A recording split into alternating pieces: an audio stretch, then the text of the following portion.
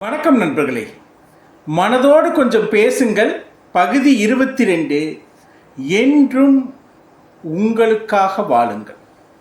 இதாங்க மனதோடு கொஞ்சம் பேசுங்கள் இன்றைய தலைப்பு. மனம் அப்படிங்கிறதே ஒரு விதமான ஹாப்பினஸை, ஒரு விதமான மகிழ்ச்சியான சுற்றுப்புறத்தையும் மகிழ்ச்சியான விஷயங்களையும் விரும்பக்கூடிய ஒன்று. அதுக்கு நேர்மறை எண்ணத்தை மட்டுமே பழக்க வேண்டும், எதிர்மறை எண்ணத்திலிருந்து விலக்கப்பட வேண்டும்.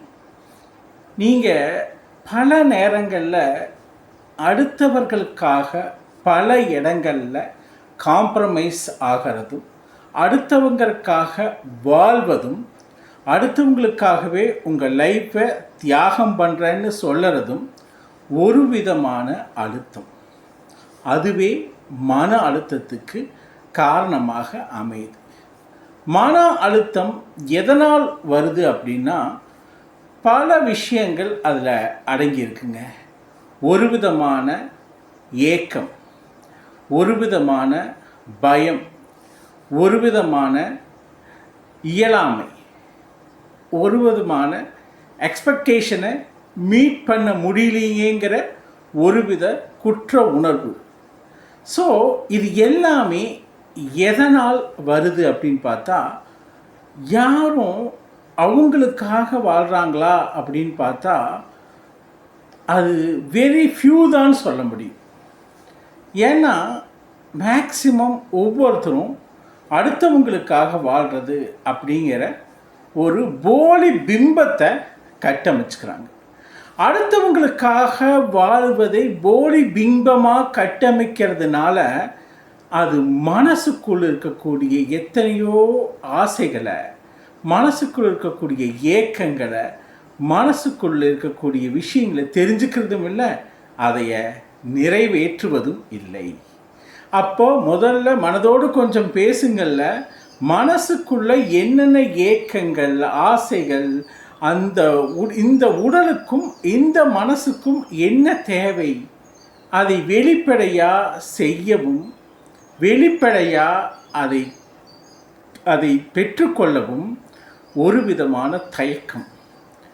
ஏன்னா ஒவ்வொரு மனிதனும் இன்னொருத்தரை டிபெண்டன்சி, அதாவது சார்ந்து வாழ்வது மட்டுமில்லை, நான் அவங்களுக்காக வாழ்கிறேன். இன்னொன்று, நம்ம இல்லைன்னா அவங்களால வாழ முடியாது, நம்ம இல்லைன்னா அவங்க சர்வைவ் ஆக மாட்டாங்க, நம்ம இல்லைன்னா அந்த வேலை நடக்காது, நம்ம இல்லைன்னா அந்த சுற்றுப்புறமே ஒரு பெரிய ஆக்டிவ்னஸ் இல்லாமல் போயிடும்னு நினைக்கிறதே ஒரு தப்பான விஷயம். யாரும் இல்லாமல் எது வேணாலும் நடக்கும்.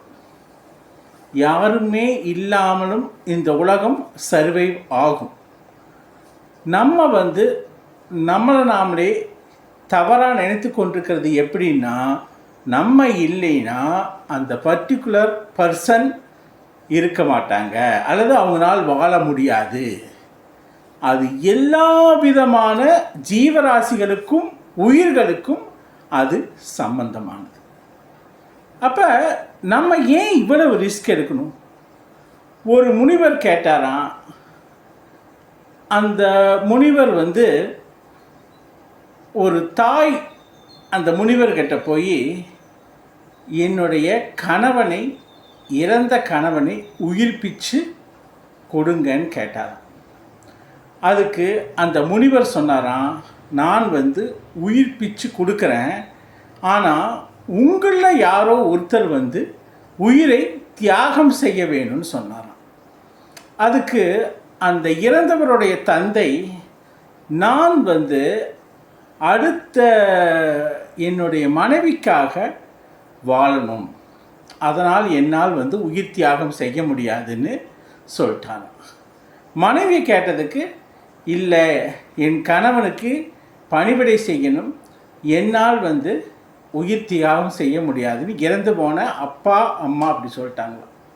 ஸோ அதுக்கப்புறம் பார்த்தீங்கன்னா ஒய்ஃபு அவங்க மனைவி கிட்ட, நீங்கள் ஏன் உயிர் தியாகம் பண்ணி உங்கள் கணவனை வர வச்சுட்டு நீங்கள் போயிடக்கூடாதான்னு கேட்டால், இல்லை, என் குழந்தைகள் இருக்காங்க, அந்த குழந்தைகளுக்காக என்னால் உயிர் தியாகம் செய்ய முடியாது அப்படின்றாங்களாம். சரி, குழந்தைகளை கேட்டால் என்னோட அம்மா தனியாக இருக்காங்க, அவங்களுக்காக உயிர் தியாகம் எங்களால் செய்ய முடியாது, அவங்களுக்காக நாங்கள் வாழணும்னாங்களாம். அப்போ இது அத்தனை பேர்த்தையும் கேட்டாச்சு. அவங்க வீட்டு டாக் ஒன்று இருந்தது.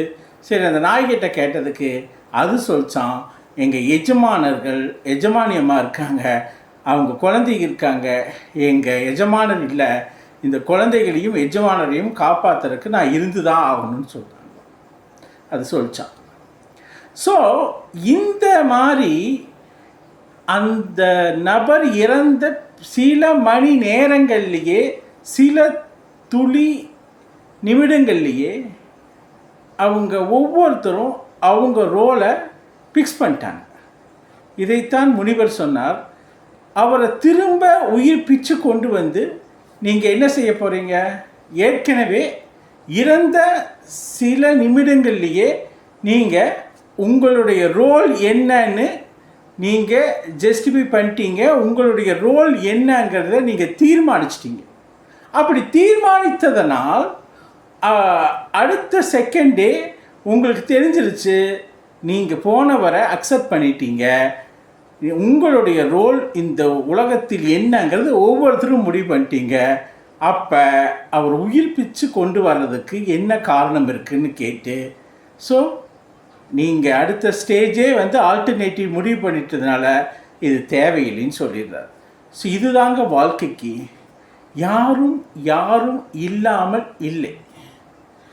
எல்லாரும் அவங்கவுங்க வாழ்க்கையில் அவங்கவுங்க வேலைகளையும் அவங்கவுங்க விஷயங்களையும் செய்து கொண்டே தான் இருப்பாங்க.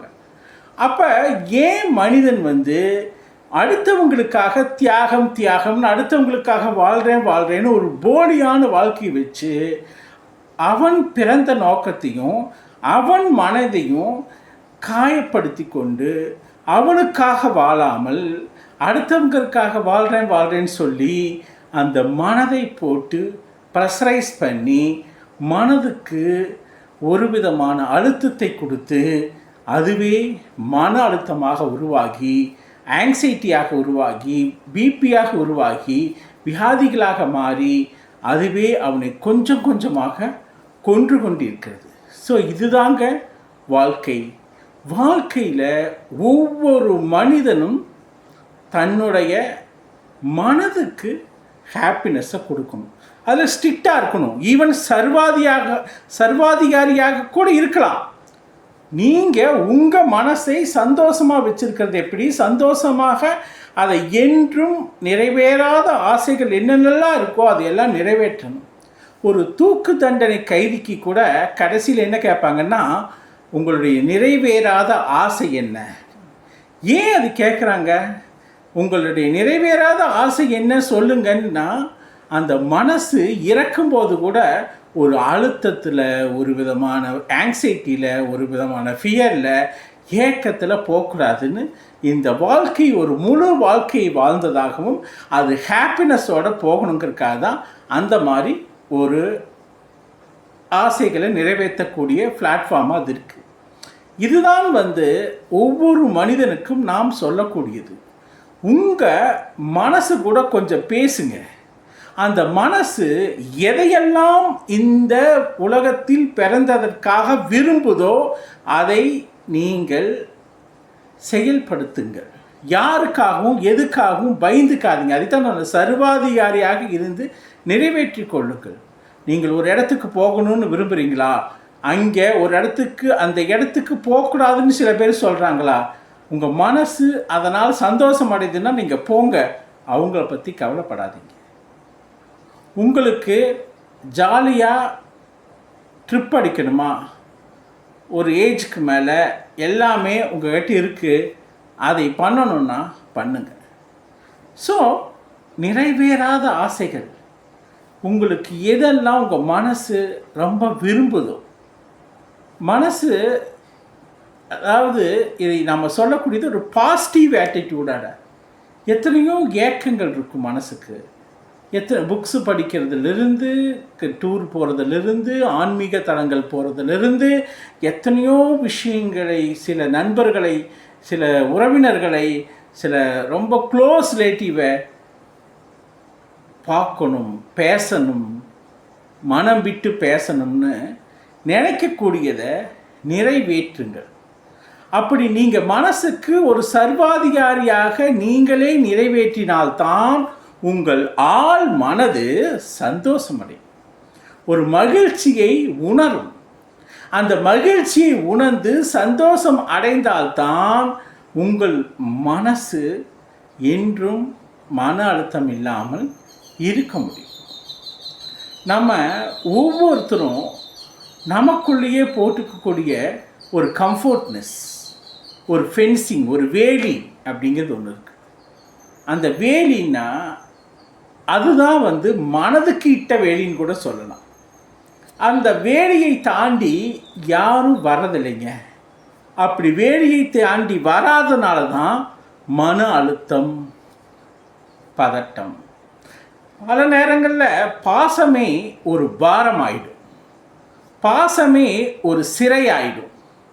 ஸோ இந்த பாசம், பற்று, இதையெல்லாம் தாண்டி ஒவ்வொரு மனிதனும் யாருக்காக வாழணும்னா அவனுடைய மனதுக்காக வாழணும்.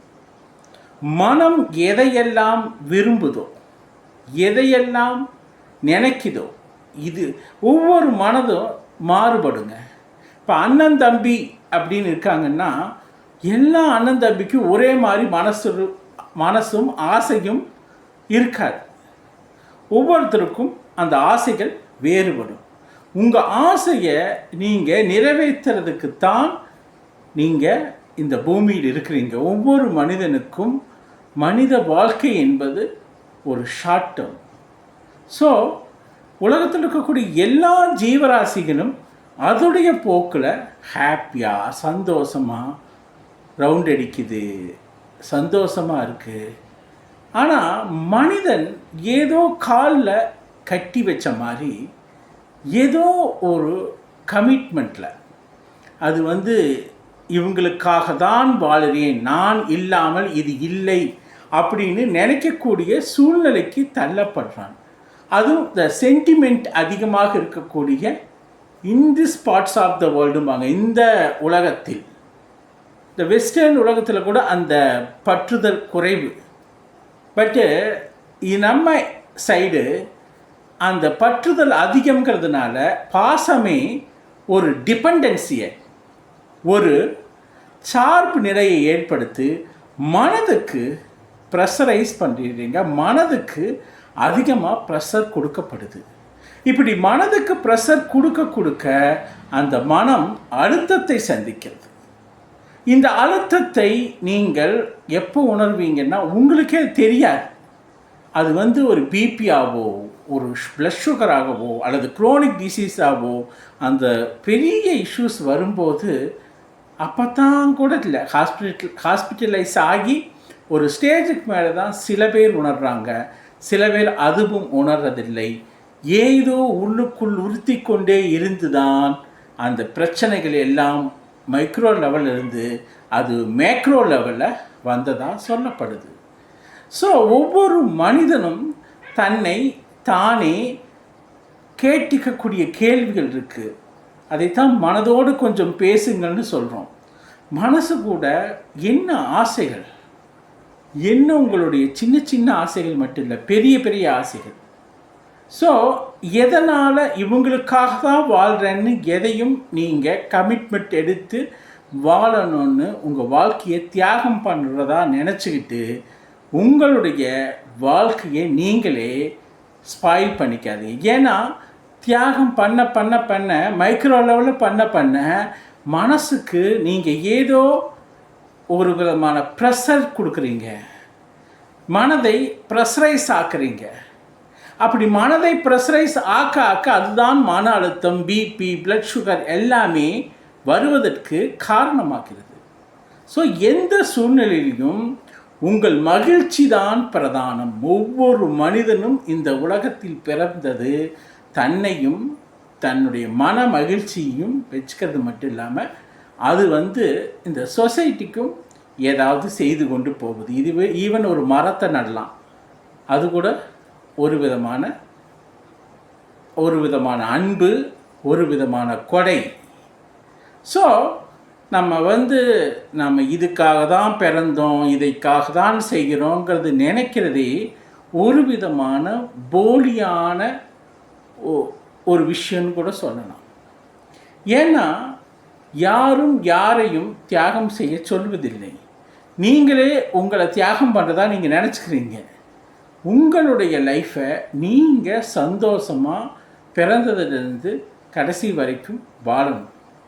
சரி, ஒரு மிடில் வரைக்கும் வாழலைன்னா அதுக்கப்புறம் வாழ்வதற்கு நீங்கள் ரெடியாக இருக்கணும்.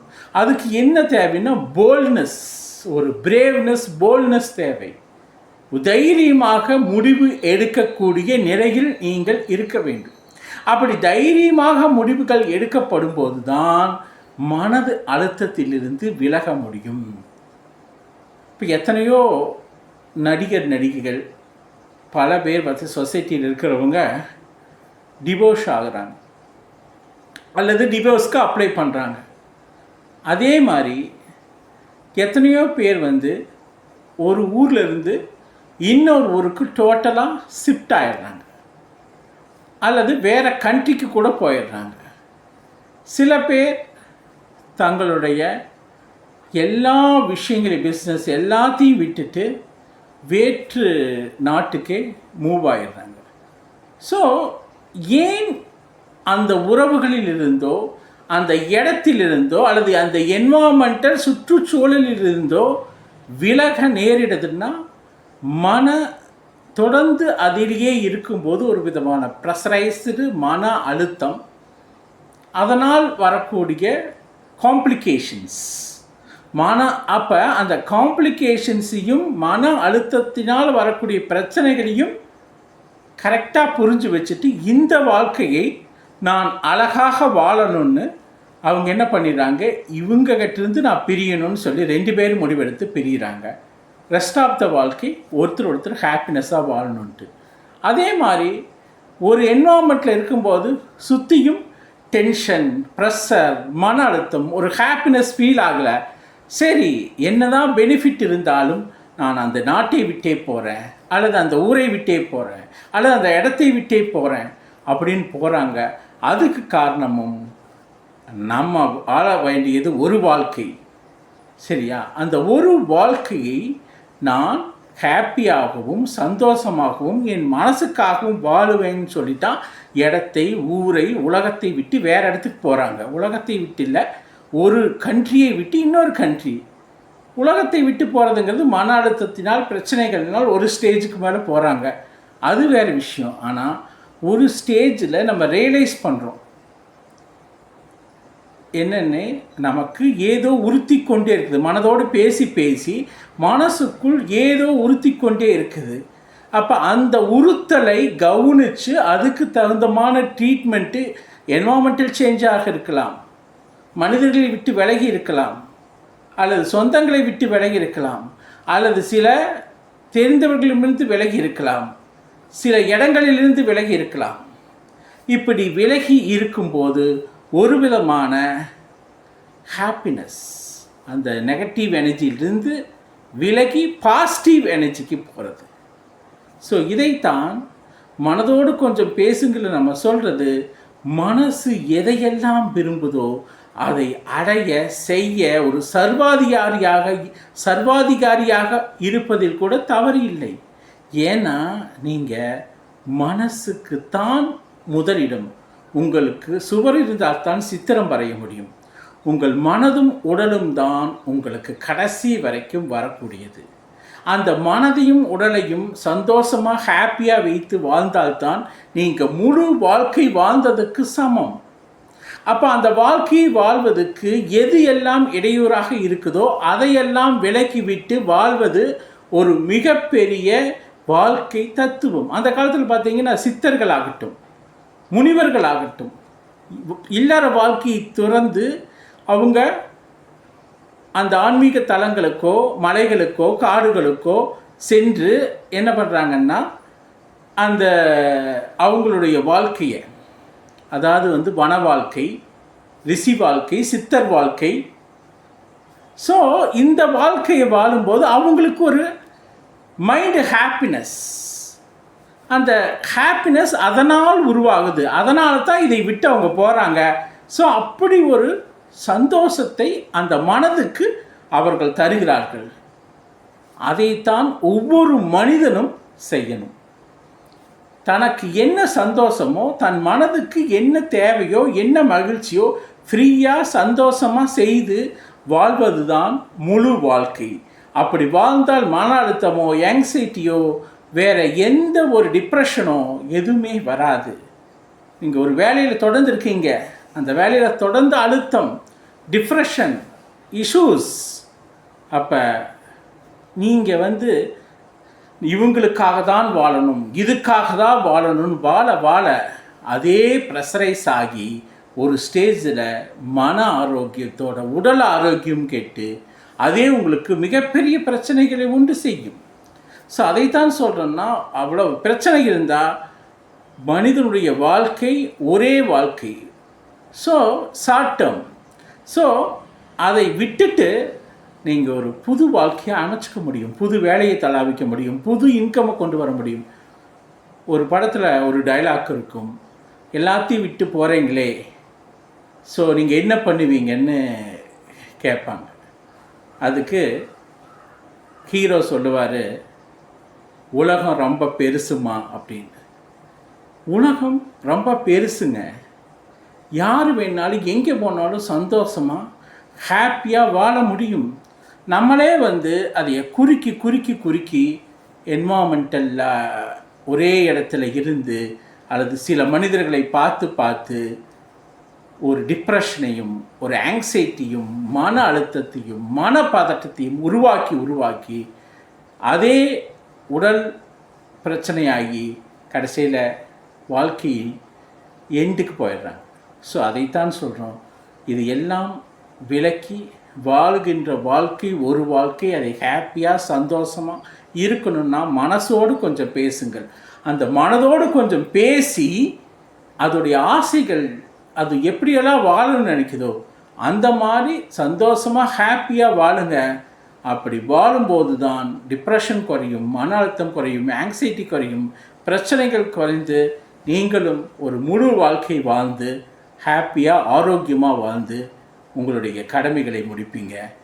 இது மனதோடு கொஞ்சம் பேசுங்கள் பகுதி 22 இத்துடன் முடிந்ததுங்க. மனதோடு கொஞ்சம் பேசுங்கள் பகுதி 23 சந்திப்போம். இந்த கருத்துக்கள் எல்லாம் பிடித்திருந்தால் லைக் பண்ணுங்கள், ஷேர் பண்ணுங்கள், இந்த சேனலை சப்ஸ்கிரைப் பண்ணுங்கள்.